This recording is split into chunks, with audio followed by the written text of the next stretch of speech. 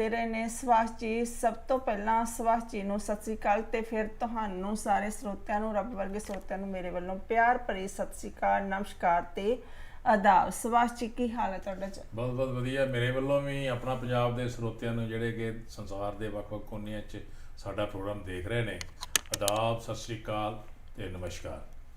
ਹਾਲ ਠੀਕ ਹੈ ਜੀ? ਤੁਸੀਂ ਪਤਾ ਨਹੀਂ ਕਿੱਥੇ ਗਾਇਬ ਹੋ ਜਾਂਦੇ ਹਾਂਜੀ। ਕੋਵਿਡ ਤੋਂ ਡਰਦੇ ਸੀ, ਜਿਹੜੀ ਮਹਾਮਾਰੀ COVID-19 ਕਰਕੇ ਨਾ ਸਾਰੇ ਇੱਕ ਇਰੈਗੂਲਰਿਟੀ ਹੋ ਗਈ ਹੈ, ਤੇ ਕੋਸ਼ਿਸ਼ ਕਰਾਂਗੇ ਰੈਗੂਲਰ ਹੋਣ ਦੀ। ਸੋ ਮਾਫੀ ਮੰਗਦੀ ਹਾਂ ਕਿ ਵਿੱਚ ਬਹੁਤ ਟਾਈਮ ਗੈਪ ਪੈ ਚੁੱਕਾ ਹੈ, ਪਰ ਹੁਣ ਕੋਸ਼ਿਸ਼ ਕਰ ਰਹੇ ਹਾਂ ਕਿ ਥੋੜਾ ਅੱਗੇ ਹੁਣ ਜਿਹੜਾ ਟੋਰਾਂਟੋ ਵੀ ਖੁੱਲ ਰਿਹਾ ਹੈ ਤੇ ਸਾਰੇ ਮਾਲਸ ਵਗੈਰਾ ਵੀ ਖੁੱਲ ਚੁੱਕੇ ਨੇ, ਤੇ ਮੇਰਾ ਖਿਆਲ ਆ ਹੁਣ ਅੱਗੇ ਚੌਥੀ ਸਟੇਜ ਦੇ ਵਿੱਚ ਆ ਕੇ ਜਿਹੜਾ ਹੈਗਾ ਸਾਡਾ ਸਾਰੇ ਜਿਹੜੇ ਸਾਡੇ ਬਿਜ਼ਨਸ ਹੈ ਉਹ ਵੀ ਖੁੱਲ ਜਾਣੇ ਆ, ਤੇ ਮੇਰਾ ਖਿਆਲ ਹੈ ਕਿ ਹੌਲੀ ਹੌਲੀ ਕੰਟਰੋਲ ਕੈਨੇਡਾ ਦੇ ਵਿੱਚ ਤਾਂ ਹੋ ਰਿਹਾ, ਤੇ ਅੱਗੇ ਆਪਾਂ ਇਹਦੇ ਬਾਰੇ ਵੀ ਗੱਲ ਕਰਾਂਗੇ। ਪਰ ਉਸ ਤੋਂ ਪਹਿਲਾਂ ਸ਼ਹੀਦ ਊਧਮ ਸਿੰਘ ਜੀ ਦੀ ਅੱਜ ਵਰਸੀ ਹੈ, ਤੇ ਉਹਦੇ ਤੇ ਸਾਨੂੰ ਥੋੜੀ ਜਿਹੀ ਗੱਲ ਜ਼ਰੂਰ ਕਰਨੀ ਚਾਹੀਦੀ ਹੈ। ਸਾਨੂੰ ਉਹਨਾਂ ਨੂੰ ਅਸੀਂ ਸ਼ਰਧਾਂਜਲੀ ਭੇਂਟ ਕਰਦੇ ਹਾਂ ਸ਼ਹੀਦ ਊਧਮ ਸਿੰਘ ਜੀ ਨੂੰ, ਤੇ ਤੁਸੀਂ ਉਹਨਾਂ ਬਾਰੇ ਉਹਨਾਂ ਨੂੰ ਤੁਸੀਂ ਕਰੋ ਗੱਲਬਾਤ।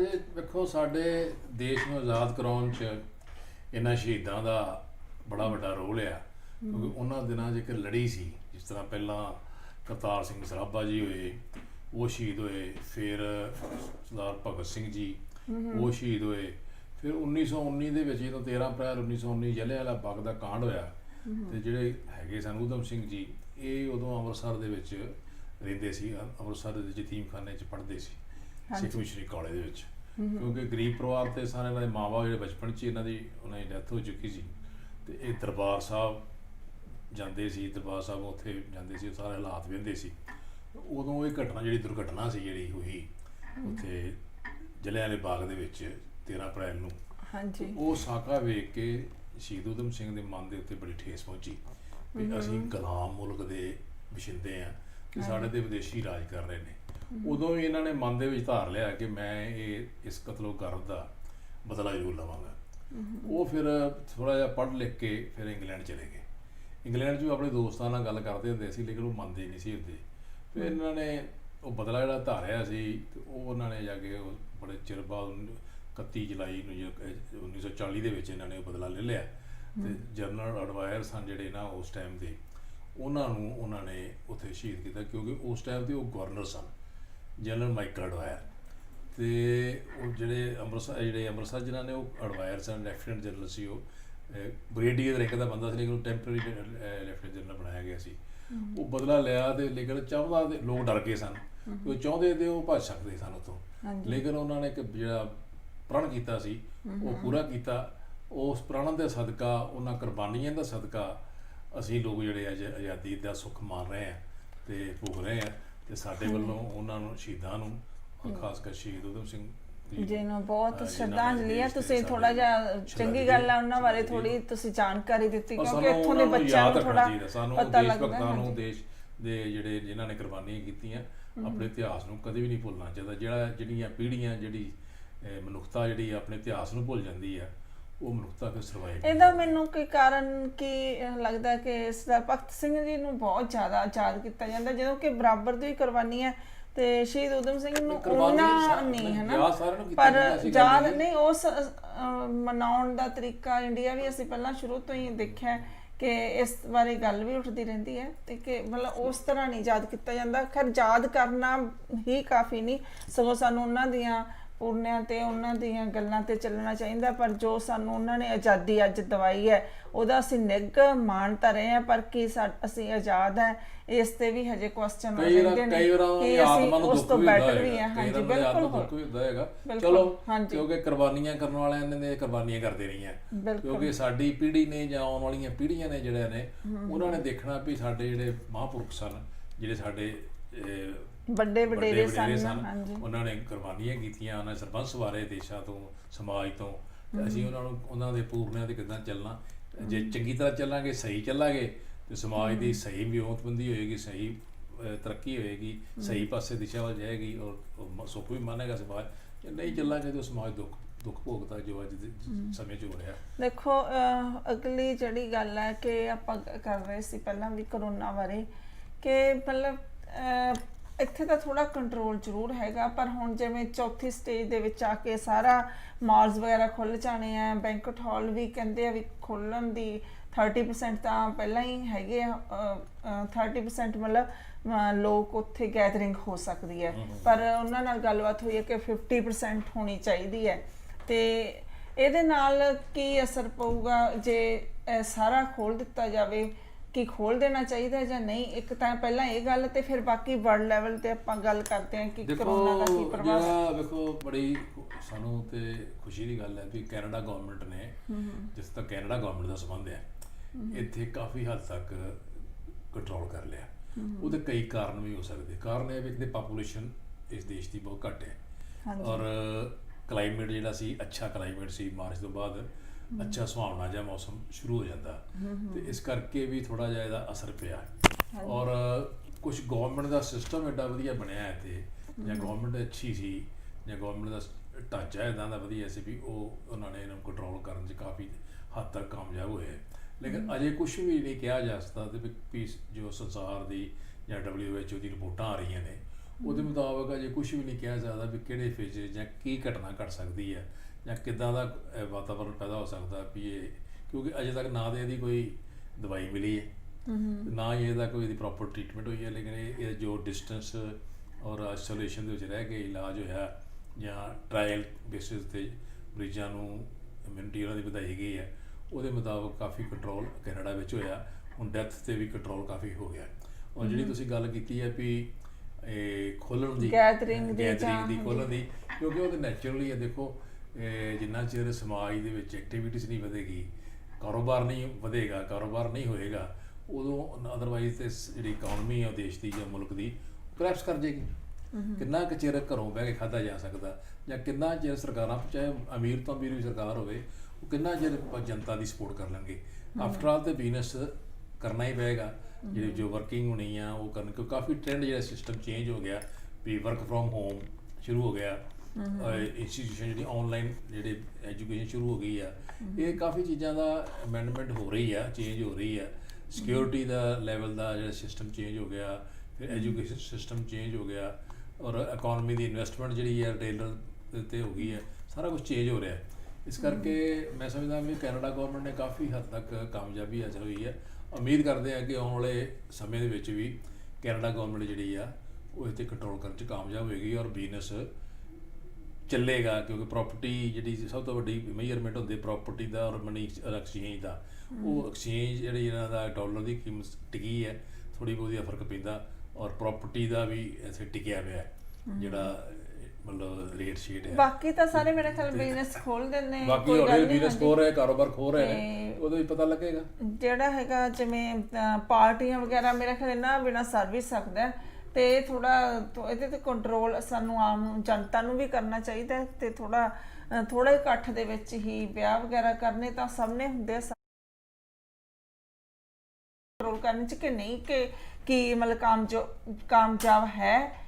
ਹੁਣ ਕੀ ਹੋ ਰਿਹਾ ਹੈ ਉਹਦੇ ਬਾਰੇ? ਦੇਖੋ ਮੈਂ ਤੇ ਪਹਿਲਾਂ ਹੀ ਅੱਜ ਤੋਂ 2 ਮਹੀਨੇ ਪਹਿਲਾਂ ਹੀ ਇੱਕ ਪ੍ਰੈਡਿਕਸ਼ਨ ਦੇਤੀ, 1.5 ਮਹੀਨਾ ਪਹਿਲਾਂ, ਵੀ ਜਿਹੜੀ ਹਿੰਦੁਸਤਾਨ ਦੀ ਗਵਰਨਮੈਂਟ ਹੈ ਬੜੀ ਓਬਵੀਅਸਲੀ ਹੈ ਤੇ ਸ਼ੋਸ਼ੇਬਾਜ਼ੀ ਤੇ ਦਿਖਾਵੇ 'ਚ ਜ਼ਿਆਦਾ ਜ਼ੋਰ ਦੇ ਰਹੀ ਹੈ। ਥਾਲੀਆਂ ਵਜਾਈਆਂ ਤੇ ਗਲਾਸ ਵਜਾਏ ਤੇ ਮੋਮਬੱਤੀਆਂ ਜਗਾਈਆਂ, ਉਹ ਵੀ ਇੱਥੇ ਹਿੰਦੁਸਤਾਨ 'ਚ ਅਜੇ ਇਹਨਾਂ ਨੇ ਕੰਟਰੋਲ ਤੇ ਕੰਮ ਕਰ ਤੇ ਲਿਆ, ਲੇਕਿਨ ਅਜੇ ਪਾਪੂਲੇਸ਼ਨ ਬਹੁਤ ਜ਼ਿਆਦਾ ਇੱਥੇ, ਬਹੁਤ ਜ਼ਿਆਦਾ ਕਰੋਨਾ ਦੀ ਰਿਪੋਰਟਾਂ ਵੀ ਵਰਲਡ ਦੀਆਂ ਆ ਰਹੀਆਂ ਸਨ।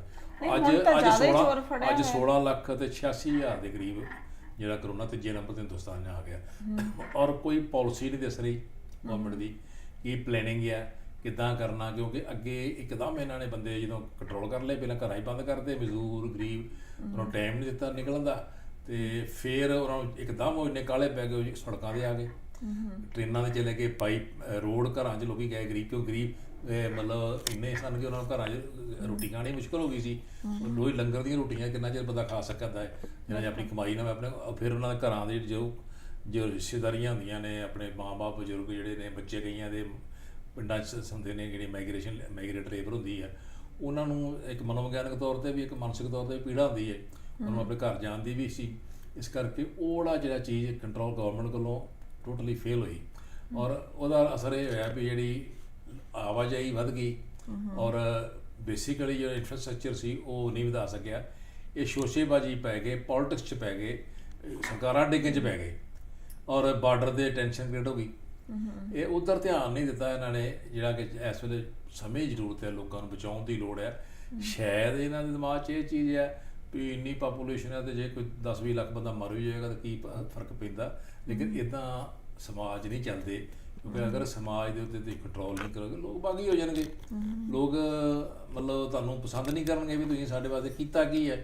ਇਸ ਕਰਕੇ ਇਹਨਾਂ ਨੂੰ ਬਜਾਏ ਉਹ ਦੂਜੇ ਪਾਸੇ ਜਾਣ ਦੇ, ਪੁੱਠੇ ਪਾਸੇ ਗੱਲਾਂ ਕਰਨ ਦੇ, ਉਲਟੀਆਂ ਸਿੱਧੀਆਂ ਜਾਂ ਸਰਕਾਰਾਂ ਹੁਣ ਜਿਵੇਂ ਰਾਮ ਮੰਦਿਰ ਭੂਮੀ ਪੂਜਨ ਹੋ ਰਿਹਾ ਹੈ ਤੇ ਹੋਰ ਸਾਰੇ ਮੁੱਦੇ ਛੱਡ ਕੇ ਇੰਨਾ ਜ਼ਿਆਦਾ ਉਹਦੇ ਬਾਰੇ ਕਰ ਰਹੇ ਆ, ਉਹ ਕੀ ਇਹ ਠੀਕ ਹੈ?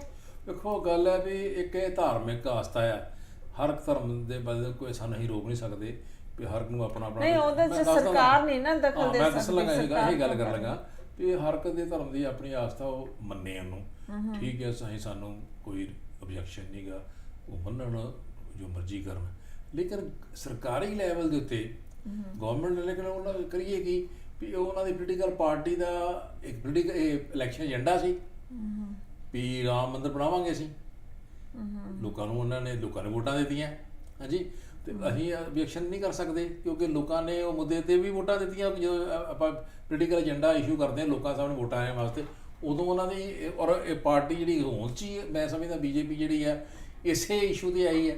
ਜੋ ਅਡਵਾਨੀ ਸਾਹਿਬ ਨੇ ਜੋ ਰਥ ਯਾਤਰਾ ਕੀਤੀ ਔਰ ਅਯੁੱਧਿਆ ਦਾ ਮਸਲਾ ਲਿਆ, ਇਹਨਾਂ ਇਸੇ ਪਾਰਟੀ ਨੇ ਅੱਗੇ ਲੱਗ ਕੇ ਭਾਵੇਂ ਮੁਕਰਦੇ ਰਹੇ ਨੇ ਵੀ ਸਾਡਾ ਰੋਲ ਨਹੀਂ ਹੈ ਵਿੱਚ, ਲੇਕਿਨ ਉੱਥੇ ਅਯੁੱਧਿਆ ਦਾ ਉਹ ਹੈਗੀ ਸੀ ਬਾਬਰੀ ਮਸਜਿਦ ਸੀ, ਉਹਨੂੰ ਢਾਇਆ ਵੀ ਇਹਨਾਂ ਨੇ। ਅਡਵਾਨੀ ਸਾਹਿਬ ਵੀ ਉੱਥੇ ਸਾਨੂੰ ਭਾਰਤੀ ਸੀ, ਹੈਗੇ ਸੀ ਉੱਥੋਂ ਦੇ ਇੱਕ ਚੀਫ ਮਿਨਿਸਟਰ ਸਾਹਿਬ ਸਨ, ਹੋਰ ਕਈ ਵਿਜੇ ਕਟਿਆਰ, ਵਿਨੈ ਕਟਿਆਰ ਸੀ, ਉਹ ਸੀ, ਕਈ ਤਰ੍ਹਾਂ ਦੇ ਲੀਡਰ ਸਨ ਉੱਥੇ, ਉਹਨਾਂ ਦਾ ਤੇ ਬੜਾ ਵੱਡਾ ਰੋਲ ਸਾਹਮਣੇ ਆ। ਲੇਕਿਨ ਚਲੋ ਇਹਨਾਂ ਦੀ ਆਸਥਾ ਸੀ, ਸੁਪਰੀਮ ਕੋਰਟ 'ਚ ਕੇਸ ਗਿਆ, ਸੁਪਰੀਮ ਕੋਰਟ ਦੀ ਪਰ ਸਾਰਾ ਕੁਝ ਛੱਡ ਛਡਾ ਕੇ ਇਸ ਪਾਸੇ ਨੂੰ ਆਪਣਾ ਧਿਆਨ ਦੇਣਾ। ਗੱਲ ਇਹ ਨਾ ਉਹ ਜਿਹੜੀਆਂ ਇਹ ਸਰਕਾਰਾਂ ਦਾ ਇੱਕ ਪਾਲਿਸੀ ਹੁੰਦੀ ਹੈ, ਸਰਕਾਰਾਂ ਦੀ ਪਾਲਿਸੀ ਇਹ ਹੁੰਦੀ ਹੈ ਵੀ ਅਸਲੀ ਮੁੱਦਿਆਂ ਤੋਂ ਲੋਕਾਂ ਦਾ ਧਿਆਨ ਹਟਾਇਆ ਜਾਵੇ, ਔਰ ਇਸ ਸਰਕਾਰ ਦੀ ਤੇ ਖਾਸ ਕਰ ਇਹੀ ਪਾਲਿਸੀ ਹੈ ਵੀ ਇਹਨਾਂ ਦੂਜੇ ਮੁੱਦਿਆਂ ਤੋਂ, ਜਿਸ ਤਰ੍ਹਾਂ ਇਹਨਾਂ ਨੇ ਵਾਅਦੇ ਕੀਤੇ ਸੀ ਵੀ ਅਸੀਂ ਬਲੈਕ ਮਨੀ ਲਿਆਵਾਂਗੇ ਇਸ ਮੁਲਕ ਦੇ ਵਿੱਚੋਂ ਜਿਹੜੀ ਚਲੇਗੀ ਬਾਹਰ, ਔਰ ਅਸੀਂ ਹਰ ਨੂੰ ਰੁਜ਼ਗਾਰ ਦੇਵਾਂਗੇ, ਸਵੱਛ ਸਿਟੀ ਬਣਾਵਾਂਗੇ, ਮਾਡਰਨ ਸਿਟੀ ਬਣਾਵਾਂਗੇ, ਉਹ ਸਾਰੇ ਮੁੱਦਿਆਂ ਤੋਂ ਪਛਾਣ ਹਟ ਗਏ।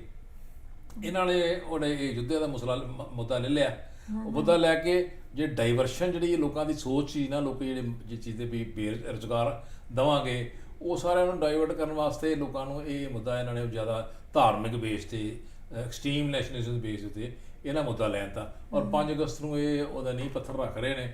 ਤੇ ਮੈਂ ਸਮਝਦਾ ਵੀ ਸਰਕਾਰ ਨੂੰ ਜਿਹੜੀ ਆ ਉਹ ਸੈਕੂਲਰ ਹੋਣਾ ਚਾਹੀਦਾ, ਉਹਨੂੰ ਧਰਮ ਤੋਂ ਉਭਾਉਣਾ, ਕਿਉਂਕਿ ਇਸ ਮੁਲਕ ਦੇ ਵਿੱਚ ਕਈ ਤਰ੍ਹਾਂ ਦੇ ਧਰਮ ਨੇ, ਡਿਫਰੈਂਟ ਕ੍ਰਿਸਚਨਸ ਨੇ, ਸਿੱਖ ਨੇ, ਆਪਣੇ ਮੁਸਲਮਾਨ ਨੇ, ਕਈ ਤਰ੍ਹਾਂ ਦੇ ਧਰਮ ਨੇ, ਔਰ ਜਿਹੜਾ ਮੁੱਖ ਹੈੱਡ ਹੁੰਦਾ ਗਵਰਨਮੈਂਟ ਦਾ, ਉਹ ਸੈਕੂਲਰ ਅਪਰੋਚ ਦਾ ਹੋਣਾ ਚਾਹੀਦਾ, ਉਹ ਸਿਧਾਂਤ ਦੇ ਪ੍ਰਤੀ ਵਫਾਦਾਰ ਹੋਣਾ ਚਾਹੀਦਾ, ਨਾ ਕਿ ਕਿਸੇ ਧਰਮ ਦੇ ਪ੍ਰਤੀ।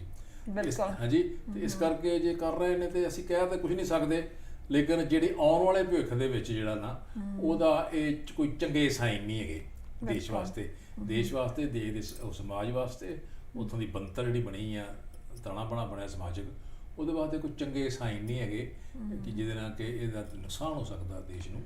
ਤੇ ਇਸ ਕਰਕੇ ਇਹਨਾਂ ਨੂੰ ਚਾਹੀਦਾ ਵੀ ਦੂਜੇ ਪਾਸੇ ਆਰਥਿਕ ਸਮੱਸਿਆਵਾਂ ਜਿਹੜੀਆਂ ਦੇਸ਼ ਦੀਆਂ ਨੇ, ਬੇਰੁਜ਼ਗਾਰੀ ਆ, ਫੈਕਟਰੀਆਂ ਬੰਦ ਹੋ ਰਹੀਆਂ ਨੇ, ਦੇਸ਼ ਦੀ ਸਰਹੱਦਾਂ 'ਤੇ ਖਤਰਾ ਆ, ਦੇਸ਼ ਦੀ ਸੁਰੱਖਿਆ ਨੂੰ ਖਤਰਾ ਆ, ਉੱਧਰ ਧਿਆਨ ਦੇਣ, ਕੋਵਿਡ ਵੱਲ ਧਿਆਨ, ਸਮਾਜ ਦੀ ਜਿਹੜੀ ਬਣਤਰ ਬਣੀ ਬਿਹਤਰੀ ਵਾਸਤੇ ਜ਼ਰੂਰੀ ਹੈ।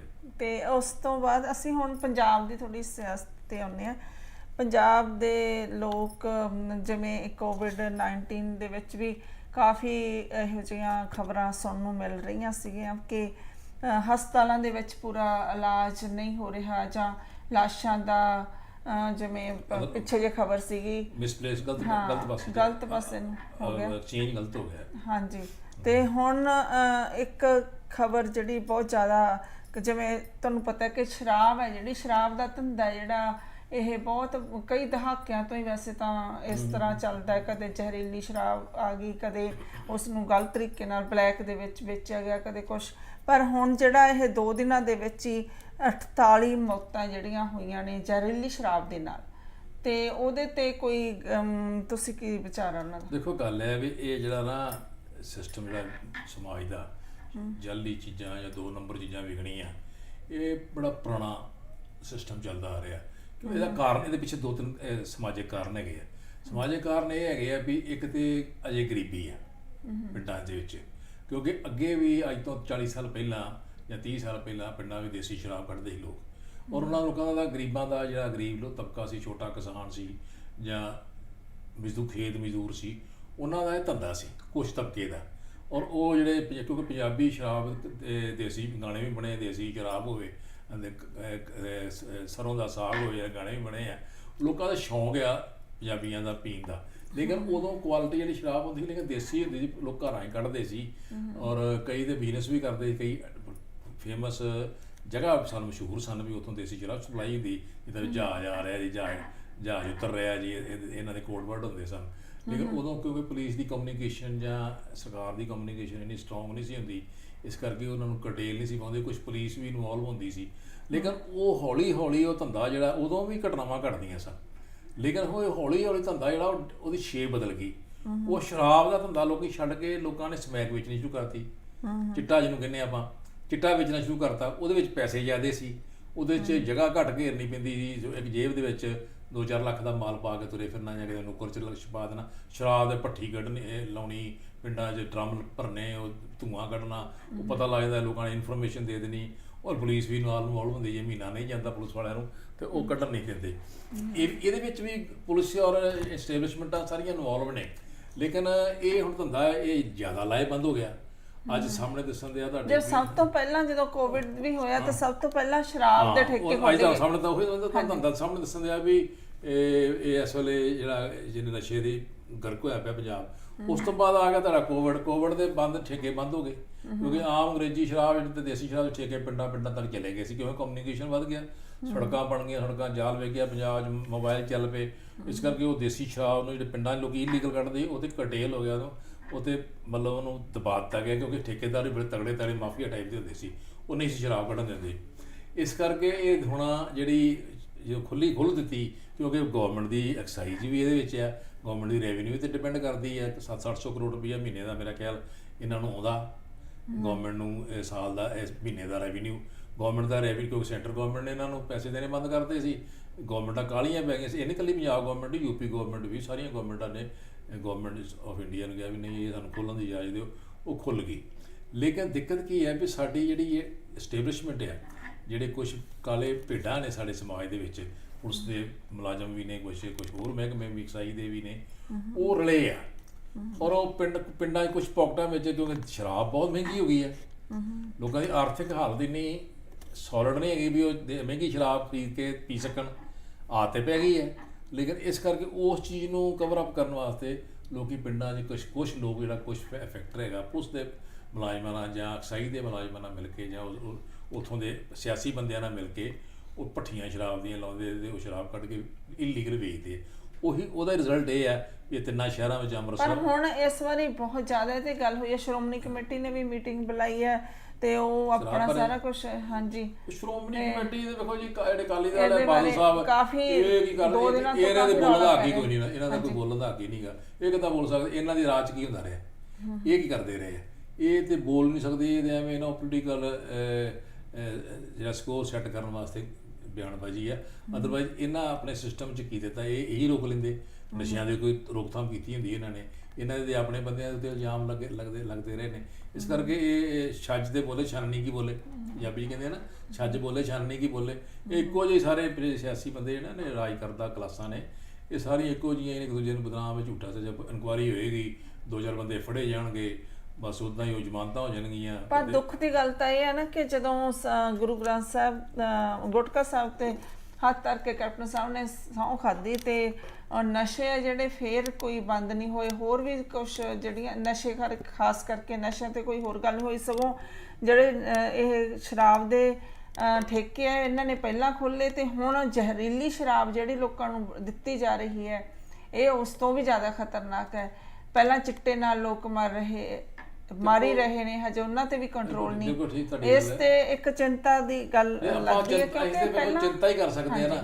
ਸਾਡਾ ਵੀ ਸਾਡੇ ਸਮਾਜ ਦੇ ਵਿੱਚ ਕੀ ਹੈ, ਸਾਡੇ ਸਮਾਜ ਦੇ ਵਿੱਚ ਗਿਰਾਵਟ ਆ ਚੁੱਕੀ ਬਹੁਤ ਜ਼ਿਆਦਾ। ਸਾਡੇ ਸਮਾਜ ਦੀ ਜਿਹੜੇ ਸੋਸ਼ਲ NGOs ਨੇ ਜਾਂ ਸਮਾਜਿਕ ਕਾਰਿਆਕਰਤਾ ਨੇ ਜਿਹੜੇ, ਉਹਨਾਂ ਦੇ ਕਰੈਕਟਰ ਦੇ ਵਿੱਚ ਬਹੁਤ ਗਿਰਾਵਟ ਆ ਚੁੱਕੀ ਹੈ। ਔਰ ਧਾਰਮਿਕ ਨੇਤਾਵਾਂ ਦੀ ਸੋਚ 'ਚ ਵੀ ਬੜਾ ਫਰਕ ਪੈ ਗਿਆ, ਉਹਨਾਂ ਦੀ ਗਿਰਾਵਟ ਵੀ ਆ ਚੁੱਕੀ ਹੈ। ਇਸ ਕਰਕੇ ਸਾਰਾ ਸਮਾਜ ਜਿਹੜਾ ਵਿਖਰਿਆ ਜਿਹਾ ਹੋ ਗਿਆ, ਤਹਿਸ਼ ਨਹਿਸ਼ ਜਿਹਾ ਸਮਾਜ ਹੋ ਗਿਆ। ਔਰ ਉਹਦਾ ਫਾਇਦਾ ਜਿਹੜਾ ਇਹ ਪੋਲੀਟੀਕਲ ਪਾਰਟੀਆਂ ਜਿਹੜੀਆਂ ਨੇ ਉਹ ਲੈ ਰਹੀਆਂ ਨੇ। ਉਹ ਨਹੀਂ ਚਾਹੁੰਦੀਆਂ ਵੀ ਸਮਾਜ ਦੇ ਵਿੱਚ ਸੁਧਾਰ ਹੋਵੇ, ਉਹ ਨਹੀਂ ਚਾਹੁੰਦਾ ਸਮਾਜ ਤਰੱਕੀ ਪਸੰਦ ਸਮਾਜ ਬਣੇ, ਉਹ ਨਹੀਂ ਚਾਹੁੰਦੀਆਂ ਸਮਾਜ ਨਰੋਇਆ ਬਣੇ, ਕਿਉਂਕਿ ਅਗਰ ਸਮਾਜ ਨਰੋਇਆ ਬਣ ਗਿਆ ਉਹਦਾ ਸੋਚ ਨਰੋਈ ਹੋ ਜਾਣੀ ਹੈ। ਔਰ ਉਹਨਾਂ ਨੇ ਇਹਨਾਂ ਲੋਕਾਂ ਨੂੰ, ਜਿਹੜੇ ਗਲਤ ਤਰ੍ਹਾਂ ਦੇ ਲੋਕ ਨੇ, ਰਾਜ ਕਰਦਾ ਕਲਾਸ ਆ ਜਾਂ ਗਲਤ ਲੀਡਰਸ਼ਿਪ, ਉਹਨਾਂ ਰਾਜ ਨਹੀਂ ਕਰਨ ਦੇਣਾ। ਇਸ ਕਰਕੇ ਉਹ ਚਾਹੁੰਦੇ ਵੀ ਇਸੇ ਚੀਜ਼ 'ਚ ਗਰਤ ਰਹਿਣ ਪੰਜਾਬ ਦੇ ਲੋਕ ਤੇ ਅਸੀਂ ਰਾਜ ਕਰੀ ਜਾਈਏ। ਇੱਥੋਂ ਦਾ ਤਾਂ ਗੁਟਕਾ ਸਾਹਿਬ ਦੀ ਸਹੁੰ ਦਾ ਗੱਲ ਕੀਤੀ ਆ, ਉਹ ਕੈਪਟਨ ਸਾਹਿਬ ਤੇ ਕਹਿੰਦੇ ਮੈਂ ਸਹੁੰ ਖਾਧੀ ਨਹੀਂ। ਹਾਂਜੀ, ਅੱਛਾ ਚਲੋ ਤੇ ਰੱਬ ਜੇ ਪਰਮਾਤਮਾ ਫੈਸਲਾ ਕਰੇਗਾ, ਫੈਸਲਾ ਕਰੇਗਾ। ਲੇਕਿਨ ਜਦੋਂ ਪਤਾ ਲੱਗ ਜੇ ਲੋਕਾਂ ਨੂੰ ਜਾਂ ਬਿਊਰੋਕ੍ਰੇਸੀ ਨੂੰ ਜਾਂ ਐਂਟੀ ਸੋਸ਼ਲ ਐਲੀਮੈਂਟਸ ਆ ਵੀ ਜਿਹੜਾ ਸਾਡਾ ਲੀਡਰ ਆ ਉਹ ਵਾਅਦੇ ਕਰਕੇ ਐਡੀ ਵੱਡੀ ਸਹੁੰ ਖਾ ਕੇ ਮੁੱਕਰ ਸਕਦਾ, ਤੇ ਉਹ ਫਿਰ ਉਹ ਵੀ ਉੱਦਾਂ ਦਾ ਹੀ ਆਰਡਰ ਵੇ ਕਰਨਗੇ। ਸਭ ਤੋਂ ਵੱਡੀ ਗੱਲ ਹੈ ਵੀ ਸਾਡੇ ਸਿਸਟਮ ਦੇ ਵਿੱਚ ਨਾ ਗਿਰਾਵਟ ਆ ਚੁੱਕੀ ਹੈ। ਉਹਦੇ ਇਕੱਲਾ ਕੈਪਟਨ ਅਮਰਿੰਦਰ ਸਿੰਘ ਕੁਛ ਨਹੀਂ ਕਰ ਸਕਦਾ, ਜਿੰਨਾ ਚਿਰ ਉਹਦੀ ਜਿਹੜੀ ਇੱਛਾ ਹੈ ਨਾ, ਜੇ ਜਿਹੜੀ ਹੈ ਵਿਲ ਪਾਵਰ ਆ, ਉਹ ਟੀਮ ਦੀ ਵਿਲ ਪਾਵਰ ਨਾਲ ਹੈ, ਉਹਨਾਂ ਨੂੰ ਨਾਲ ਲੈ ਕੇ ਨਹੀਂ। ਇਹਦੇ ਲੋਕਾਂ ਨੂੰ ਸਿਰਫ ਅਸੀਂ ਦੇਖੋ ਡਿੱਗਣ ਤੇ ਡਿੱਗੇ ਆ, ਤੁਰੇ ਆ। ਪੰਜਾਬ ਦੇ ਭਲੇ ਵਾਸਤੇ ਘੱਟ ਗੱਲ ਕਰਦੇ ਆ, ਆਪਣੀ ਕੁਰਸੀਆਂ ਬਚਾਉਣ ਵਾਸਤੇ ਉਹ ਜ਼ਿਆਦਾ ਪੈਸਾ ਇਕੱਠਾ ਕਰਨ ਵਾਸਤੇ। ਰੇਲ ਮਾਫੀਆ ਉੱਦਾਂ ਹੀ ਲੱਗਾ ਆ, ਕੇਬਲ ਮਾਫੀਆ ਉੱਦਾਂ ਹੀ ਲੱਗਾ, ਟਰਾਂਸਪੋਰਟ ਮਾਫੀਆ ਉੱਦਾਂ ਹੀ ਲੱਗਾ ਆ। ਇਹਦੇ ਕੁਦਰਤ ਤੋਂ ਵੀ ਡਰਦੇ ਨਹੀਂ ਗੇ ਲੋਕ, ਪਰਮਾਤਮਾ ਤੋਂ ਵੀ ਡਰਦੇ ਨਹੀਂ। ਪਤਾ ਨਹੀਂ ਕਿੱਦਾਂ ਭਲਾ ਹੋਏਗਾ, ਕੋਈ ਚੇਂਜ ਨਹੀਂ ਆਈ, ਅਜੇ ਕੋਈ ਚੇਂਜ ਨਹੀਂ ਆਈ। ਲੇਕਿਨ ਚੰਗਾ ਸਗੋਂ ਮੈਂ ਸਮਝਦਾ ਵੀ ਇਹ ਲੋਕ ਜਦੋਂ ਪਾਪ ਦਾ ਜਿਹੜਾ ਘੜਾ ਭਰ ਜਾਵੇ ਤੇ ਇਕੱਠਾ ਹੀ ਡੁੱਬਦਾ ਹੁੰਦਾ, ਤੇ ਇਹਨਾਂ ਨੂੰ ਅਜੇ ਉਦੋਂ ਹੀ ਪਤਾ ਲੱਗੇਗਾ ਵੀ ਜਦੋਂ ਪਤਾ ਇਹਨਾਂ ਦੇ ਪੱਲੇ ਕੁਛ ਨਹੀਂ ਰਹੇਗਾ, ਲੋਕ ਇਹਨਾਂ ਨੂੰ ਤੋੜ ਕੇ ਭੰਨ ਕੇ ਤੇ ਪਾ ਦੇਣਗੇ। ਪਿੱਛੇ ਜਿਹੜੀਆਂ ਗੁਰੂ ਗ੍ਰੰਥ ਸਾਹਿਬ ਜੀ ਦੀਆਂ ਬੀੜਾਂ ਅੰਮ੍ਰਿਤਸਰ ਦੇ ਵਿੱਚ ਅਗਨਪੇਟ ਹੋ ਗਈਆਂ ਸੀ, ਤੇ ਉਸ ਟਾਈਮ ਤੇ ਇਲੈਕਸ਼ਨ ਕਰਕੇ ਉਹ ਥੋੜੀ ਠੰਡੇ ਵਾਸਤੇ ਚ ਗੱਲਬਾਤ ਪਾ ਦਿੱਤੀ ਸੀ, ਉਹਦੇ ਬਾਰੇ ਤੁਹਾਡਾ ਕੀ ਵਿਚਾਰ ਹੈ ਕਿ ਹੁਣ ਉਹਦੀ ਜਿਹੜੀ ਗੱਲ ਫਿਰ ਉੱਠੀ ਹੈ? ਤਾਂ ਸ਼੍ਰੀ ਗੁਰੂ ਗ੍ਰੰਥ ਸਾਹਿਬ ਦੇ ਬਾਰੇ ਹਾਂਜੀ, ਦੇਖੋ ਬੜੀ ਬਦਕਿਸਮਤੀ ਆ ਸਾਡੇ ਪੰਜਾਬ ਦੇ ਲੋਕਾਂ ਦੀ ਕਿ ਸ਼੍ਰੀ ਗੁਰੂ ਗ੍ਰੰਥ ਸਾਹਿਬ ਸਾਡੇ ਜਿਹੜੇ ਨੇ ਇਸ਼ਟ ਨੇ, ਬਿਲਕੁਲ ਸਾਡੇ ਲਿਵਿੰਗ ਗੁਰੂ ਨੇ। ਸਾਡੀ ਉਸ ਅਸੀਂ ਜ਼ਿੰਦਗੀ ਦੀ ਜੋ ਵੀ ਸੇਧ ਲੈਂਦੇ ਆ, ਦੁੱਖ ਵੇਲੇ ਸੁੱਖ ਵੇਲੇ ਉੱਥੋਂ ਲੈਂਦੇ ਆ। ਹਾਂਜੀ, ਤੇ ਅਸੀਂ ਜਦੋਂ ਬੇਅਦਬੀ ਹੋਈ ਆ ਪਹਿਲਾਂ ਬਹਿਬਲ ਕੜਾਹ ਦੇ ਵਿੱਚ, ਜਾਂ ਦੋ ਸ਼ਹੀਦ ਵੀ ਹੋਏ, ਦੋ ਸਿੰਘ, ਤੇ ਅਸੀਂ ਲੋਕ ਕੋਸ਼ਿਸ਼ ਕੀਤੀ ਨਿਆਂ ਲੈਣ ਦੀ। ਮੈਂ ਉਦੋਂ ਵੀ ਕਿਹਾ ਸੀ ਵੀ ਇਹ ਨਿਆਂ ਪ੍ਰਕਿਰਿਆ ਸਾਡੇ ਹਿੰਦੁਸਤਾਨ ਦੀ ਇੰਨੀ ਢਿੱਲੀ ਆ ਵੀ ਇਹ ਲੈਂਦਿਆਂ ਪ੍ਰਾਪਤ ਕਰਦਿਆਂ ਬਹੁਤ ਟਾਈਮ ਲੱਗ ਜਾਂਦਾ। ਔਰ ਪੋਲੀਟੀਕਲ ਪਾਰਟੀਆਂ ਦਾ ਵੀ ਨੈਕਸਸ ਏਡਾ ਜ਼ਬਰਦਸਤ ਆ ਵੀ ਇੱਕ ਦੂਜੇ ਨੂੰ ਇਲਜ਼ਾਮਬਾਜ਼ੀ ਤੇ ਜੂ ਕਰਦੇ ਆ, ਲੇਕਿਨ ਐਕਸ਼ਨ 'ਚ ਨਹੀਂ ਆਉਂਦੇ। ਲੋਕਾਂ ਦੇ ਵਾਸਤੇ ਕੋਈ ਗੱਲ ਨਹੀਂ ਹੁੰਦੀ, ਔਰ ਇਹ ਧਰਮ ਦੀ ਤੇ ਖਾਸ ਗੱਲ ਕਰਦੇ ਹੀ ਨਹੀਂ ਨਾ। ਤੇ ਅੱਜ ਜਿਹੜੇ ਲੋਕ ਨੇ ਤੱਕਦੇ ਨੇ ਵੀ ਸਾਡੇ ਨਾਲ ਨਿਆਂ ਮਿਲੇਗਾ, ਲੇਕਿਨ ਜਿਹੜੀ ਹੁਣ ਨਵੀਂ ਘਟਨਾ ਆ ਗਈ ਸ਼੍ਰੀ ਗੁਰੂ ਗ੍ਰੰਥ ਸਾਹਿਬ ਦੇ ਜਿਹੜੀਆਂ ਹੈਗੇ ਸਨ ਸਰੂਪ, ਉਹ ਰਾਮਸਰ ਗੁਰਦੁਆਰਾ ਉੱਥੇ ਹੈਗਾ ਜਿੱਥੇ ਪ੍ਰਿੰਟਿੰਗ ਪ੍ਰੈਸ ਹੈ ਇਹਨਾਂ ਦੀ, ਉੱਥੇ ਉਹ ਪ੍ਰਿੰਟ ਹੁੰਦੇ ਆ। ਹਾਂਜੀ, ਚਲੋ ਮੈਂ ਸਮਝਦਾ ਵੀ ਕੁਛ ਵੀ ਘਟ ਜਾ ਸਕਦੀ, ਅੱਗ ਲੱਗ ਸਕਦੀ ਹੈ, ਇਹ ਕੁਦਰਤ ਦੇ ਹੱਥ ਹੈ, ਕੋਈ ਘਟਨਾ ਘਟ ਸਕਦੀ ਹੈ, ਉਹਦੇ ਵਿੱਚ ਕਿਸੇ ਦੇ ਇਨਸਾਨ ਦੇ ਵੱਸ ਨਹੀਂ ਗਾ। ਲੇਕਿਨ ਉਸ ਘਟਨਾ ਨੂੰ ਜਾਂ ਉਸ ਦੁਰਘਟਨਾ ਨੂੰ ਛੁਪਾਉਣਾ, ਲੁਕਾਉਣਾ, ਉਹ ਬੜੀ ਵੱਡੀ ਜੁਰਮ ਹੈ। ਕਿਉਂਕਿ ਇਹਨਾਂ ਨੇ ਮੇਰੇ ਹਿਸਾਬ ਨਾਲ ਜਿਹੜੀ ਅਕਾਲੀ ਦਲ ਹੈ, ਸੁਖਬੀਰ ਸਿੰਘ ਬਾਦਲ, ਇਹਨਾਂ ਨੇ ਉਹ ਇਲੈਕਸ਼ਨਾਂ ਸਨ, ਇਲੈਕਸ਼ਨਾਂ ਦੇ ਅੱਗੇ ਕਿਉਂਕਿ ਇੱਕ ਇਸ਼ੂ ਸੀ ਉਦੋਂ ਬਹਿਬਲ ਕਲਾਂ ਦਾ, ਇਹ ਨਵਾਂ ਇਸ਼ੂ ਬਣ ਗਿਆ ਕਿਉਂਕਿ ਸੱਤਾਧਾਰੀਆਂ ਨੂੰ ਤਾਕਤ ਦੇ ਵਾਸਤੇ ਇਹ ਹੁੰਦੇ ਅੰਦਰੋਂ ਬਹੁਤ ਡਰਾਕਲ ਨੇ, ਬੜੇ ਕਮਜ਼ੋਰ ਹੁੰਦੇ ਅੰਦਰੋਂ ਅਸਲੀ ਬੇਸਿਕਲੀ, ਵੀ ਕਿਤੇ ਇਹ ਸਾਡਾ ਇਹ ਇਸ਼ੂ ਨਾ ਬਣ ਜਾਵੇ। ਲੇਕਿਨ ਜਦੋਂ ਸੱਚਾਈ ਨੂੰ ਛੁਪਾਓਗੇ ਨਾ, ਜੇ ਸੱਚਾਈ ਸਾਹਮਣੇ ਹੋ ਗਈ, ਅੱਜ ਹੋ ਗਿਆ, ਸੱਚ ਨੂੰ ਮੁਕਾਬਲਾ ਕਰੋਗੇ, ਸੱਚ ਨਾਲ ਸਾਹਮਣੇ ਕਰੋਗੇ ਤੇ ਕੁਛ ਨਹੀਂ ਹੁੰਦਾ। ਲੇਕਿਨ ਇਹਨਾਂ ਨੇ ਸੱਚਾਈ ਨੂੰ ਛੁਪਾਉਣ ਦੀ ਕੋਸ਼ਿਸ਼ ਕੀਤੀ। ਉਹ ਅੱਜ ਜਦੋਂ ਇਹ ਛਪੀ ਰਹਿਣੀ ਸੀ ਗੱਲ ਪਤਾ ਨਹੀਂ ਲੱਗਣਾ, ਲੇਕਿਨ ਜਦੋਂ ਰਿਟਾਇਰ ਹੋਇਆ ਬੰਦਾ, ਉਦੋਂ ਦਾ ਕਸਟੋਡੀਅਨ ਹੈ ਉੱਥੇ, ਇੰਚਾਰਜ ਹੈ, ਮੈਨੇਜਰ ਹੈ ਜਾਂ ਸੁਪਰਵਾਈਜ਼ਰ ਹੈ ਉੱਥੇ, ਉਹਨੇ ਦੂਜਾ ਨਵਾਂ ਆਇਆ, ਉਹਨੇ ਕਿਹਾ ਵੀ ਹਿਸਾਬ ਨਾਲ ਦਿੰਦਾ ਵੀ ਇੱਦਾਂ ਹੀ ਆ, ਉਹ ਮੰਨਿਆ ਨਹੀਂ। ਉਹ ਸਾਰਾ ਕਰਾ ਕੇ ਉਹ ਗੱਲ ਸਾਰੀ ਉਸੇ ਵੇਲੇ ਉਹਨਾਂ ਦਾ ਇਹ ਇੰਚਾਰਜ ਹੋਣਗੇ। ਮਤਲਬ ਇਹ ਗੋਗਲਾਂ ਦੀ ਮਿੱਟੀ, ਕਦੀ ਅੱਗੇ ਵੀ ਨਹੀਂ ਕੋਈ ਫੈਸਲਾ ਹੋਇਆ, ਕਦੀ ਨਿਆਂ ਨਹੀਂ ਹੋਇਆ। ਤੇ ਕਿਉਂਕਿ ਲੋਕ ਜਿੰਨਾ ਚਿਰ ਲੋਕ ਜਿਹੜੇ ਆ ਨਾ, ਲੋਕ ਇਕੱਠੇ ਨਹੀਂ ਹੋਣਗੇ, ਲੋਕ ਸੜਕਾਂ ਤੇ ਨਹੀਂ ਆਉਣਗੇ ਨਾ, ਕਿਉਂਕਿ ਪੋਲੀਟੀਕਲ ਪਾਰਟੀਆਂ ਦਾ ਵੀ ਇਹ ਹਾਲ ਹੈ ਬਿਲਕੁਲ ਪੋਲੀਟੀਕਲ ਪਾਰਟੀਆਂ ਵੀ ਆਪਣੇ ਇੰਟਰਸਟ ਸਹੀ ਮਕਸਦ ਵਾਸਤੇ ਸਹੀ ਮੁੱਦਿਆਂ ਵੱਲ ਨਹੀਂ ਆਉਣ ਦਿੰਦੀਆਂ ਲੋਕਾਂ ਨੂੰ। ਉਹ ਆਪਣੇ ਤਾਕਤ ਦੀ ਸੱਤਾ ਦੀ ਲੜਾਈ ਵਿੱਚ ਹੀ ਲੱਗੇ ਨੇ, ਇੱਕ ਦੂਜੇ ਲੱਤਾਂ ਖਿੱਚਣ ਤੇ, ਪਤਾ ਨਹੀਂ ਕਿਹਦਾ ਕਿਹਦਾ ਇਸ਼ਾਰਾ। ਇਸ ਕਰਕੇ ਮੈਂ ਸਮਝਦਾ ਵੀ ਨਿਆਂ ਮਿਲਣਾ ਚਾਹੀਦਾ, ਔਰ ਲੋਕ ਤਾਂ ਹੀ ਨਿਆਂ ਮਿਲੇਗਾ ਜੇ ਲੋਕ ਸੜਕਾਂ ਤੇ ਹੋਣਗੇ। ਸੋ ਪ੍ਰੋਗਰਾਮ ਸਾਡਾ ਸਮਾਪਤੀ ਵਾਲਾ ਜੀ, ਤੇ ਉਸ ਤੋਂ ਪਹਿਲਾਂ ਜੇ ਪ੍ਰੋਗਰਾਮ ਖਤਮ ਕਰਨ ਤੋਂ ਪਹਿਲਾਂ ਆਪਾਂ ਰੱਖੜੀ ਹੈ ਬੁੱਧਵਾਰ ਨੂੰ, ਹਾਂਜੀ ਹਾਂਜੀ, ਤੇ ਉਹਦੇ ਤੇ ਵੀ ਸਾਰਿਆਂ ਨੂੰ ਵਧਾਈਆਂ ਦਿੰਦੇ ਆ। ਤੇ ਸੰਡੇ ਨੂੰ ਆ ਮੇਰੇ ਖਿਆਲ, ਹਨਾ 3 ਤਰੀਕ ਨੂੰ ਸੋਮਵਾਰ ਹੈ। ਉਹ ਰੱਖੜ ਪੁੰਨਿਆ ਦੀ ਰੱਖੜੀ ਦੀ ਬਹੁਤ ਸਾਰਿਆਂ ਨੂੰ ਮੁਬਾਰਕ ਮੇਰੇ ਵੱਲੋਂ ਵੀ, ਔਰ ਸਾਰੇ ਭੈਣ ਭਰਾ ਇੱਕ ਦੂਜੇ ਨੂੰ ਆਪਣੀਆਂ ਵਿਸ਼ੇਸ਼ ਦੇਣ ਤੇ ਜੋ ਸਮਾਜ 'ਚ ਇੱਕ ਦੂਜੇ ਸੁਰੱਖਿਆ ਕਰੋ। ਲੇਕਿਨ ਜਿਹੜੀ ਇਹ ਕੋਵਿਡ ਦੀ ਪ੍ਰੋਬਲਮ ਆ, ਇਹਨੂੰ ਆਪਾਂ ਬੜੇ ਧਿਆਨ ਨਾਲ ਤੇ ਗਹਿਰਾਈ ਨਾਲ ਸੋਚੀਏ ਕਿ ਜਿਸ ਤਰ੍ਹਾਂ ਅਮਰੀਕਾ ਦੇ ਵਿੱਚ ਵੀ ਆ ਰਿਹਾ ਆਪਣੇ ਟਰੰਪ ਸਾਹਿਬ ਦਾ ਬਿਆਨ ਦੇ ਕਦੇ ਚੇਂਜ ਹੋ ਜਾਂਦਾ। ਇਸ ਕਰਕੇ ਇਹਨੂੰ ਵੀ ਚਾਹੀਦਾ ਵੀ ਅਮਰੀਕਾ 'ਚ ਇਸੇ ਕਰਕੇ ਬਹੁਤ ਜ਼ਿਆਦਾ ਫੈਲਿਆ, ਉਹਨਾਂ ਨੂੰ ਸੀਰੀਅਸ ਨਹੀਂ ਲਿਆ ਹਨਾ, ਤੇ ਹੁਣ ਫਿਰ ਕੰਟਰੋਲ ਨਹੀਂ ਹੈਗਾ। ਸਿਸਟਮ ਫੇਲ ਜੀ, ਉਹ ਤੇ ਫੇਲ ਹੋ ਕੇ ਸਾਬਤ ਹੋ ਗਿਆ ਵੀ ਸਿਸਟਮ ਅਮਰੀਕਾ ਦਾ ਸਿਸਟਮ ਫੇਲ ਹੋ ਗਿਆ। ਇਸ ਕਰਕੇ ਉਹ ਤੇ ਬਿਲਕੁਲ ਹੀ ਫੇਲ ਹੋ ਗਿਆ। ਹੁਣ ਤੇ ਸਾਨੂੰ ਇਹ ਅਰਦਾਸ ਕਰਨੀ ਚਾਹੀਦੀ ਹੈ ਵੀ ਅਮਰੀਕਾ ਇਸ ਡੈਸਪਰੇਸ਼ਨ ਦੇ ਵਿੱਚ ਕਦੇ ਵਰਲਡ ਵਾਰ ਨਾ ਕਰ ਦੇਵੇ। ਇਸ ਕਰਕੇ ਸਾਨੂੰ ਇਹਦੇ ਵੱਲ ਧਿਆਨ ਦੇਣਾ ਚਾਹੀਦਾ, ਔਰ ਹਿੰਦੁਸਤਾਨ ਨੂੰ ਵੀ ਆਪਣੀ ਸੁਰੱਖਿਆ ਵੱਲ ਧਿਆਨ ਦੇਣਾ ਚਾਹੀਦਾ, ਔਰ ਸਹੀ ਮੁੱਦਿਆਂ ਵੱਲ ਧਿਆਨ ਦੇਣਾ ਚਾਹੀਦਾ, ਔਰ ਸਾਰੇ ਲੋਕਾਂ ਨੂੰ ਜਿਹੜੇ ਸਾਡੇ ਸਮਾਜ ਦੇ ਲੋਕ ਨੇ ਇਹਨਾਂ ਨੂੰ ਡਿਸਟੈਂਸ ਰਹਿਣਾ ਚਾਹੀਦਾ, ਪਰਹੇਜ਼ ਰਹਿਣਾ ਚਾਹੀਦਾ, ਗੈਦਰਿੰਗ ਨਹੀਂ ਕਰਨੀ ਚਾਹੀਦੀ, ਔਰ ਜੋ ਇੰਸਟਰਕਸ਼ਨਸ ਨੇ WHO ਦੀਆਂ ਉਹਨੂੰ ਮੰਨਣਾ ਚਾਹੀਦਾ। ਇੱਕ ਦੂਜੇ ਦੇ ਘਰ ਤਾਂ ਜਾ ਸਕਦੇ ਆ, ਪਰ ਮਾਸਕ ਲਾ ਕੇ ਜਾਓ। ਜਿਹੜੇ ਅੱਛੇ ਗਰੁੱਪ 2-4 ਜਿਹਨਾਂ ਦੇ ਨਹੀਂ ਹੈਗਾ, ਉਹਨਾਂ ਨੂੰ ਉੱਥੇ ਨਾ ਜਾਓ, ਉੱਥੇ ਨਹੀਂ ਜਾਣਾ, ਉੱਥੇ ਅਵਾਇਡ ਕਰੋ। ਔਰ ਫਿਰ ਬੇਨਤੀ ਕਰਦੇ ਆ ਜੀ, ਤੁਸੀਂ ਆਪਣਾ ਪੰਜਾਬ ਦੇ TV ਨੂੰ ਇਹਨਾਂ ਪ੍ਰੋਗਰਾਮਾਂ ਨੂੰ ਐਡਵਰਟਾਈਜ਼ਮੈਂਟ ਦਿਓ ਤਾਂ ਕਿ ਅਸੀਂ ਅੱਛੇ ਤੋਂ ਅੱਛੇ ਪ੍ਰੋਗਰਾਮ ਦੇ ਸਕੀਏ। ਔਰ ਤੁਹਾਡਾ ਕੋਈ ਸੁਝਾਅ ਹੈ ਉਹ ਵੀ ਸਾਨੂੰ ਜ਼ਰੂਰ ਦਿਓ, ਤੇ ਅਸੀਂ ਨੈਕਸਟ ਟਾਈਮ ਫਿਰ ਇਸੇ ਦਿਨ